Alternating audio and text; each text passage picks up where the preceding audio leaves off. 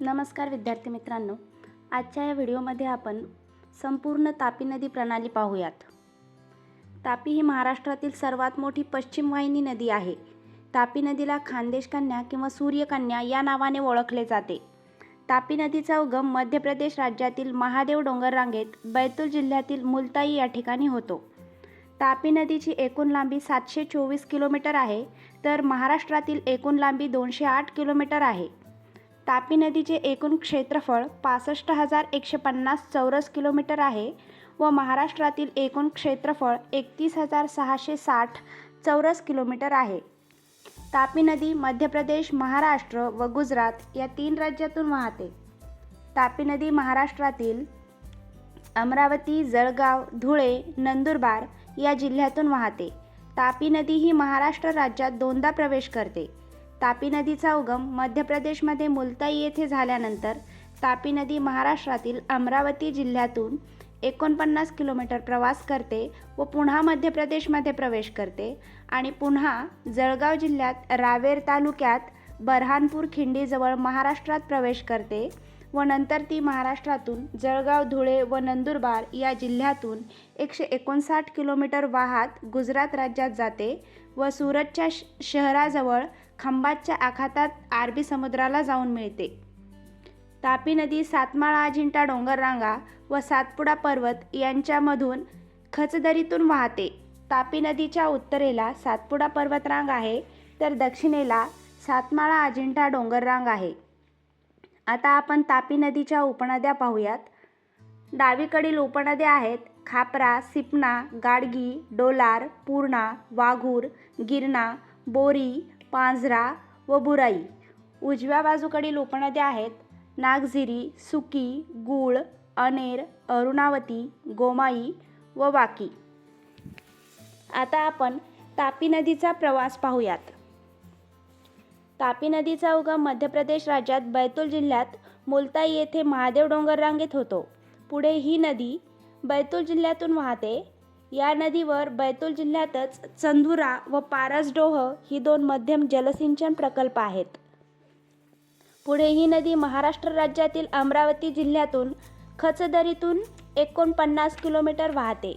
अमरावती जिल्ह्यात तापी नदीला खापरा, सिपना, गाडगी, डोलार यासारख्या स्थानिक नद्या येऊन मिळतात। या नद्यांचा उगम अमरावती जिल्ह्यात मेळघाट जंगल परिसरात होतो। त्यानंतर तापी नदी मध्य प्रदेश राज्यात प्रवेश करते व तिथे ती खांडवा म्हणजेच पूर्व नेमाड जिल्ह्यातून वाहते व नंतर बऱ्हाणपूर खिंडीतून जळगाव जिल्ह्यातील रावेरजवळ महाराष्ट्रात पुन्हा प्रवेश करते। जळगाव जिल्ह्यात तापी नदीला नागझिरी नदी उजव्या बाजूने येऊन मिळते। पुढे डाव्या बाजूने तापी नदीला पूर्णा नदी येऊन मिळते जळगाव जिल्ह्यातील चांगदेव या ठिकाणी। ज्या ठिकाणी पूर्णा व तापी नदीचा संगम होतो त्या ठिकाणी तीर्थक्षेत्र चांगदेव महाराज मंदिर आहे। पूर्णा नदीचा उगम अमरावती जिल्ह्यात मेळघाट परिसरात होतो। पुढे उजव्या बाजूने तापी नदीला सुकी नदी जळगाव जिल्ह्यात तांदुळवाडी गावाजवळ येऊन मिळते।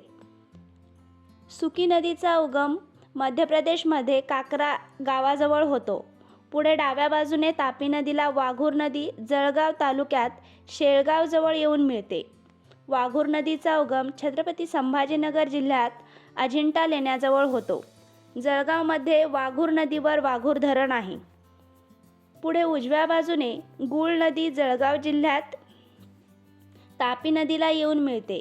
गूळ नदीचा उगम जळगाव जिल्ह्यात स्थानिक डोंगररांगेत होतो।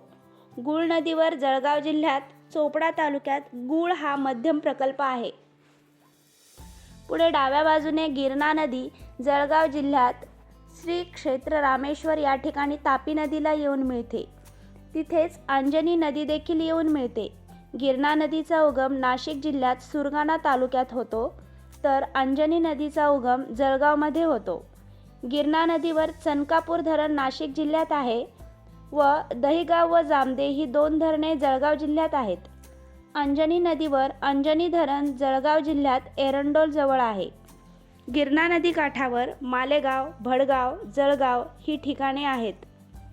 पुढे डाव्या बाजूने बोरी नदी जळगाव जिल्ह्यात बोहरा गावाजवळ तापी नदीला येऊन मिळते. बोरी नदीचा उगम धुळे जिल्ह्यात गाळणगाव या ठिकाणी होतो. बोरी नदी काठावर अमळनेर हे ठिकाण आहे. पुढे उजव्या बाजूने आनेर नदी जळगाव जिल्ह्यात पिळोदाजवळ तापी नदीला येऊन मिळते. आनेर नदीचा उगम सातपुडा पर्वतरांगेत लंगडा आंबा या ठिकाणी होतो. आनेर नदीवर शिरपूर तालुक्यात आनेर धरण आहे. आनेर नदी ही महाराष्ट्र व मध्य प्रदेशची नैसर्गिक सीमा तयार करते. आनेर नदी ही उजव्या बाजूची सर्वात मोठी तापी नदीची उपनदी आहे. पुढे डाव्या बाजूने पांझरा नदी धुळे जिल्ह्यात मुडावद या ठिकाणी तापी नदीला येऊन मिळते. ज्या ठिकाणी पांझरा व तापी नदीचा संगम होतो तेथे श्री क्षेत्र कपिलेश्वर हे महादेव मंदिर आहे. पांझरा नदीचा उगम धुळे जिल्ह्यात पिंपळनेर या ठिकाणी होतो. पिंपळनेर, धुळे व सिंदखेडा हे पांझरा नदी काठावरील गावे आहेत. पांझरा नदीवर अक्कलपाडा हा प्रकल्प साक्री तालुक्यात धुळे जिल्ह्यात आहे. तर धुळे जिल्ह्यातच पांझरा नदीवर सय्यदनगर धरण आहे. पुढे उजव्या बाजूने अरुणावती नदी धुळे जिल्ह्यात शिरपूर तालुक्यात उपरपिंड या ठिकाणी तापी नदीला येऊन मिळते. अरुणावती नदीचा उगम मध्य प्रदेश राज्यात होतो. अरुणावती नदीवर करवंद धरण आहे. हे करवंद धरण शिरपूर तालुक्यामध्ये आहे धुळे जिल्ह्यातील. अरुणावती नदी काठावर शिरपूर हे ठिकाण आहे. पुढे डाव्या बाजूने बुराई नदी धुळे जिल्ह्यात सिंदखेडा तालुक्यात सुलवडे या ठिकाणी तापी नदीला येऊन मिळते. बुराई नदीचा उगम नंदुरबार जिल्ह्यातील नवापूर जवळ कोंडाईबारी या ठिकाणी होतो. बुराई नदीवर धुळे जिल्ह्यात फोफर धरण आहे. बुराई नदी काठावर सिंदखेडा हे ठिकाण आहे. याच्यानंतर तापी नदीला पुढे उजव्या बाजूने नंदुरबार जिल्ह्यात प्रकाशा या ठिकाणी गोमाई नदी येऊन मिळते. या गोमाई नदीलाच गोमती नदी असे देखील म्हणतात. गोमाई नदीचा उगम सातपुडा पर्वतरांगेत मोखणी या ठिकाणी होतो. गोमाई नदीवर सुसरी धरण नंदुरबार जिल्ह्यात आहे.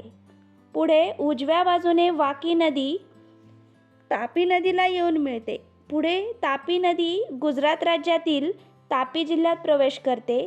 तिथे तापी नदीवर सोनगड या ठिकाणी उकाई धरण आहे. तर पुढे तापी नदीवरच काकरापारा धरण आहे.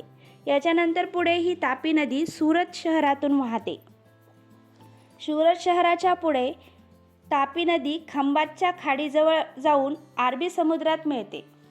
अशा प्रकारे आपण तापी नदीचा संपूर्ण प्रवास तिच्या उगमापासून ते अरबी समुद्रात मिळण्यापर्यंत पाहिला. ही माहिती जर आपल्याला आवडली असेल तर व्हिडिओला लाईक, शेअर व सबस्क्राईब नक्की करा. थँक्यू.